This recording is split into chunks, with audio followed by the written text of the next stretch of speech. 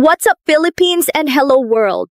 Ito ang latest travel requirements to Vietnam para sa mga Philippine passport holders, whether you're holding an ordinary, diplomatic, or official passport. Kaya, kung plano mong magpo-enroll sa Vietnam soon, this one's for you. Good news, mga kababayan. Visa-free tayo sa Vietnam. Pero syempre, may mga konting reminders pa rin tayo para smooth ang biyahe. Unahin na natin ang mga may ordinary passports, like most of us. No visa needed kung hindi lalampas ng 21 days ang stay mo sa Vietnam. Kaya, kung chill vacation lang or short trip, you're good to go. Pero kahit visa-free, make sure meron kang valid passport, at least 6 months bago mag-expire, return ticket or onward ticket, proof of accommodation.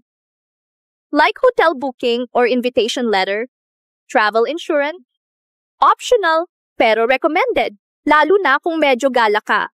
Para naman sa mga diplomatic or official passport holders, visa-free din kayo up to 90 days. Super hassle-free.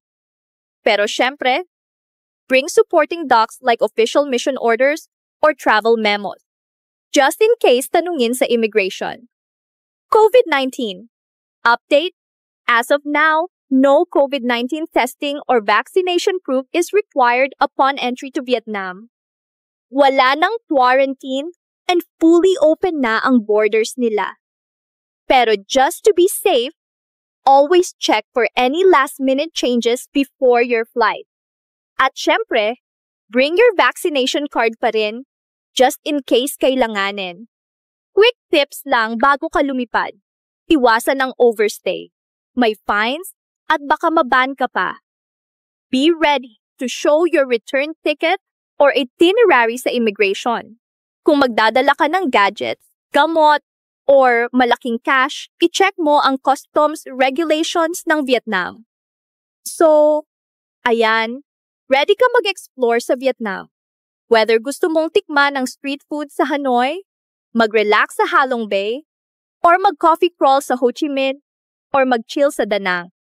Don't forget to like, share, for more travel tips and updates. Comment down below kung may questions kayo or kung gusto nyo ng sample itinerary sa Vietnam.